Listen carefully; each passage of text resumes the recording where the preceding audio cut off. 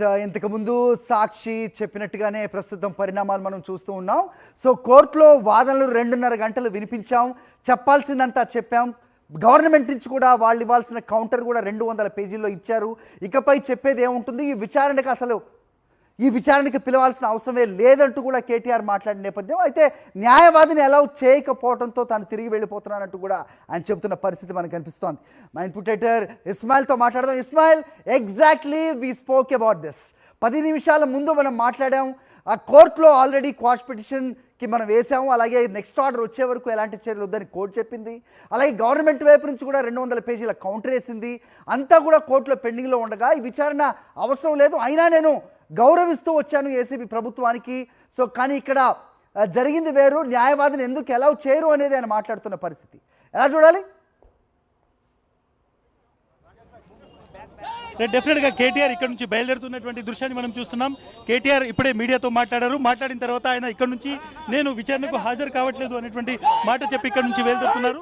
So డెఫినెట్గా కేటీఆర్ ఈరోజు ఏదైతే తన లీగల్ టీంను అలో చేయలేదో అందువల్లే ఆయన ఇక్కడ నుంచి ఈరోజు విచారణకు హాజరు కావట్లేదు అనేటువంటి మాట చెప్పారు. సో దీన్ని మేజర్ డెవలప్మెంట్గా మనం చూడాల్సి ఉంటుంది. ఒకవైపు క్వాష్ పిటిషన్ అనేటువంటిది కోర్టులో పెండింగ్ ఉంది. అట్ ద సేమ్ టైం తన లీగల్ టీంను అలో చేయకపోవడం అనేటువంటిది కరెక్ట్ కాదు.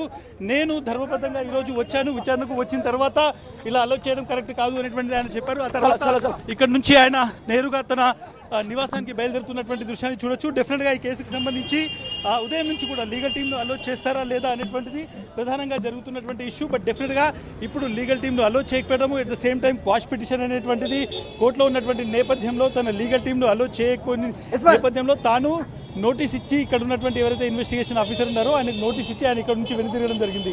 హరి ఇస్మాయిల్, చాలా ఇంట్రెస్టింగ్ పరిణామంగా దీన్ని చూడాల్సిన అవసరం ఉంది. కేటీఆర్ 3 అంశాలని ప్రధానంగా ఆయన ప్రస్తావించడం మనం చూసాం. నెంబర్ 1, ఇక్కడ విచారణకి హాజరు రావాల్సిన అవసరం లేదు, విచారణకి వీళ్ళు పిలవాల్సిన అవసరం లేదు, ఎందుకంటే ఇది కోర్టులో పెండింగ్లో ఉంది అన్న అంశం. 2వది, న్యాయవాదిని ఎందుకు అలౌ చేయరు అనే అంశం. 3వది, తన ఇంటి వద్ద ఏసీబీ దాడులు చేసే ఆలోచనలో ప్రభుత్వం ఉంది, ఏసీబీ అధికారులు అక్కడికి ఇంప్లాంట్ చేయబోతున్నారంటూ చాలా ఘాటు వ్యాఖ్య కూడా ఆయన చేసిన పరిణామం. ఇది కేవలం ఒక రాజకీయంగా చూడాల్సిన అవసరం ఉందా? కేసుని ఒక మరో ములుపు తిరగబోతోందా అనే విధంగా చూడాల్సిన అవసరం ఉందా అంటే ఏం చెప్తారు? Ismail, hope you listening to me. But డెఫినెట్గా దీనికి ఎక్స్ప్లెయిన్ చేసే ముందు ఆయన తరఫున లాయర్స్ మాట్లాడుతున్న ఒకసారి చూద్దాం.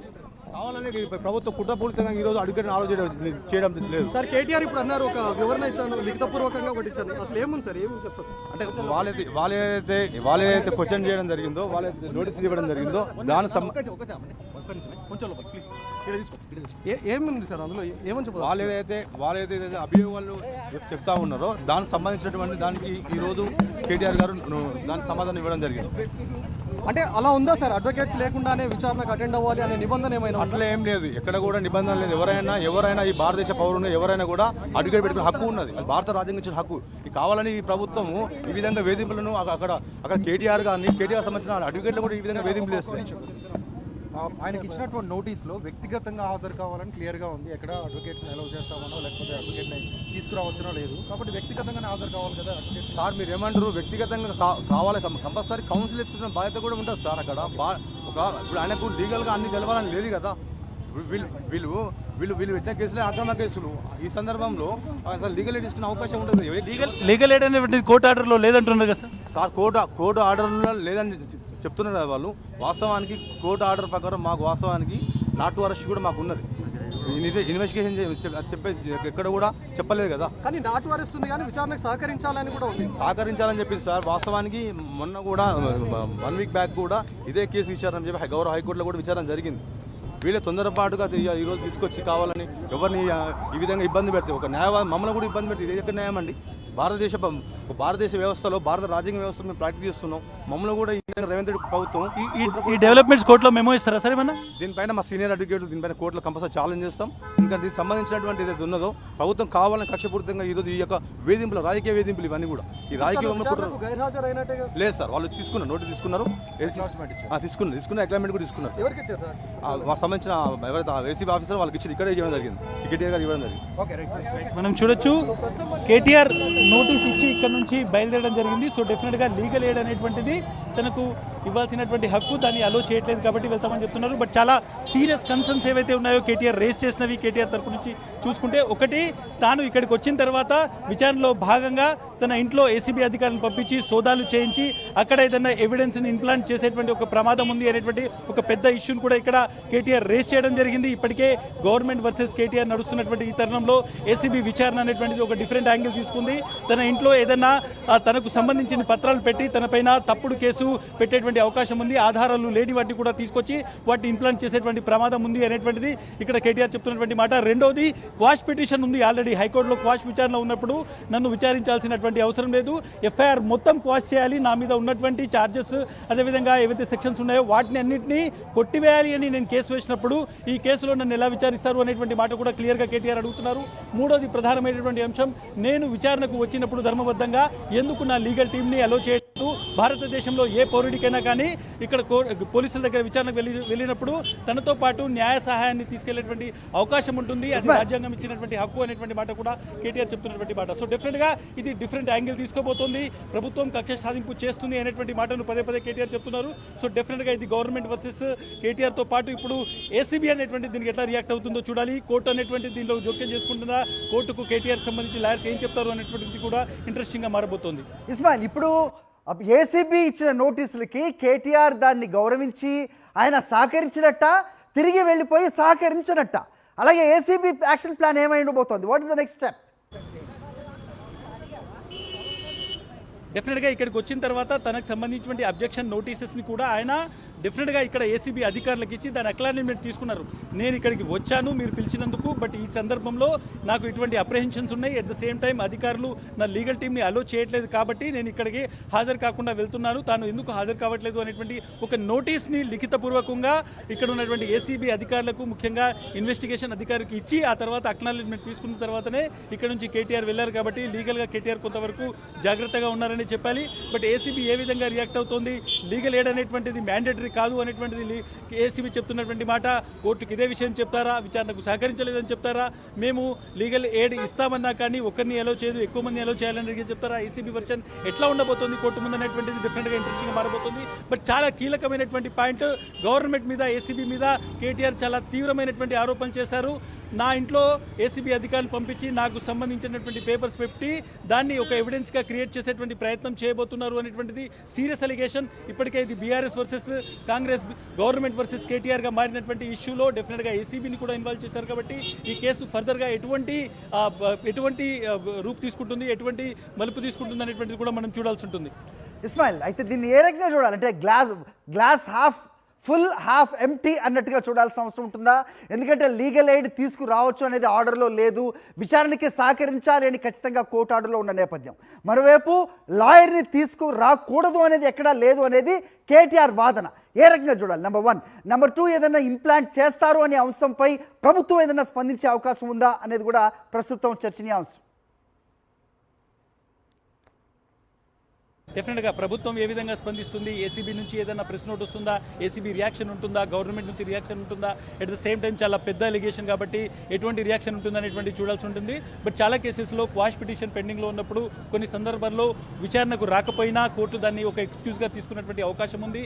ఎందుకంటే కేసు అనేటువంటిది క్వాష్ ఉంది, ఫర్దర్గా ఇది ఫస్ట్ టైం పిలిచినటువంటి నోటీసే కాబట్టి నెక్స్ట్ నోటీస్ ఇచ్చి పిలవండి, అప్పుడు లీగల్ ఎయిడ్కు సహకరించండి, ఆయనతో పాటు న్యాయవాదుల్ని అలో చేయండి అని కోర్టు చెప్పేటువంటి అవకాశం ఉంది.